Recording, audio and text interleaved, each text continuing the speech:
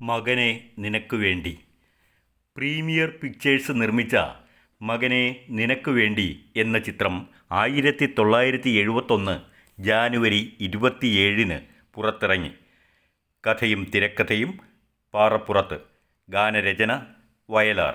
സംഗീതം ജി ദേവരാജൻ.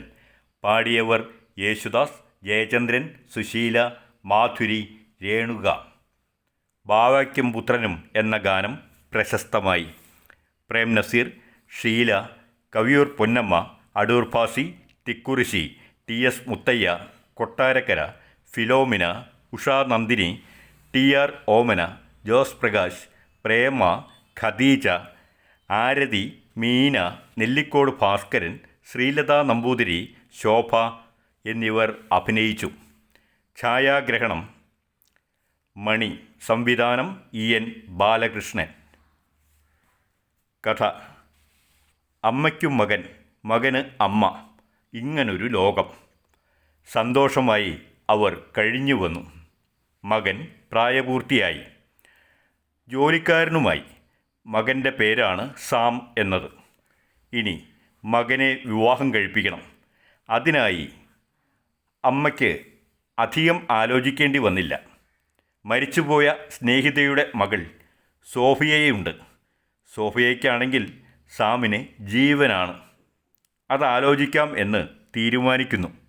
ആ സമയത്ത് സാം അമ്മയെ കൂടെ ജോലി ചെയ്യുന്ന മേരി എന്ന പെൺകുട്ടിയുടെ ഫോട്ടോ കാണിക്കുകയും അവളെ തനിക്കിഷ്ടമാണെന്നും അവളെ വിവാഹം കഴിക്കാനാണ് ഉദ്ദേശിക്കുന്നതെന്നും അറിയിക്കുന്നു.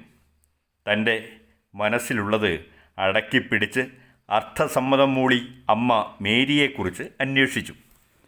അവൾ വഴിവിട്ട ബന്ധങ്ങളിലുള്ള സ്ത്രീയാണെന്നും 3-4 വർഷക്കാലം ബോംബെയിൽ ആരുമായോ കൂട്ടുകൂടി ജീവിച്ചവളാണെന്നും അറിഞ്ഞു. അതോടെ അമ്മ മകനോട് ഈ ബന്ധം വേണ്ടെന്ന് തീർത്തു പറഞ്ഞു. എന്നാൽ സാം അതോടെ പിണങ്ങി. അവളെ വിവാഹം കഴിച്ചില്ല എങ്കിൽ താൻ ഇനി വിവാഹമേ കഴിക്കില്ലെന്നവൻ ഉറപ്പിച്ചു പറഞ്ഞു. അമ്മയ്ക്ക് പണമല്ലേ ആവശ്യം, അത് ഞാൻ തുടർന്നും എൻ്റെ ശമ്പളം മുഴുവനും തന്നോളാം എന്ന കൊള്ളിവാക്കും കൂടെ ചേർത്തു. അമ്മ തൻ്റെ കഴിഞ്ഞ കാലം ഓർക്കുകയായിരുന്നു. മോഹന സ്വപ്നങ്ങളോടെ വിവാഹം കഴിച്ചു. എന്നാൽ ഭർത്താവിന് മറ്റൊരു കാമുകി ഉണ്ടായിരുന്നു. അത് മാർഗംകളി ആശാൻ്റെ മകൾ മറിയ. പറഞ്ഞു കേട്ടത് മാത്രമല്ല, നേരിട്ട് കണ്ടു. അന്ന് ഗർഭിണിയായിരുന്ന തന്നെ അവളുടെ മുന്നിൽ വച്ച് തന്നെ മർദ്ദിച്ചു. അതോടെ ഭർത്തൃ വീട്ടിൽ നിന്ന് ഇറങ്ങി. നല്ല ബുദ്ധി തോന്നി അവൻ വിളിക്കാൻ വരും വരെ അവിടെ നിൽക്ക് എന്ന് ഭർത്തൃ മാതാവും പറഞ്ഞു. സ്വന്തം വീട്ടിൽ വച്ച് പ്രസവിച്ചു. ആ കുട്ടിയാണ് സാം. അനാഥയെപ്പോലെ കഴിഞ്ഞ തന്നെ ആശ്വസിപ്പിച്ചത് അപ്പച്ചൻ മാത്രമായിരുന്നു. ഒരു ദിവസം എല്ലാ തെറ്റുകളും മാപ്പ് അപേക്ഷിച്ചുകൊണ്ട് മറക്കണം എന്ന് പറഞ്ഞുകൊണ്ട് അയാൾ വന്നു. അത് തൻ്റെ അമ്മ മരിച്ച മുഹൂർത്തത്തിലായിരുന്നു. എല്ലാം കലങ്ങി തെളിഞ്ഞു എന്ന് വിശ്വസിച്ചു. എന്നാലോ വിശ്വാസം തെറ്റായിരുന്നു.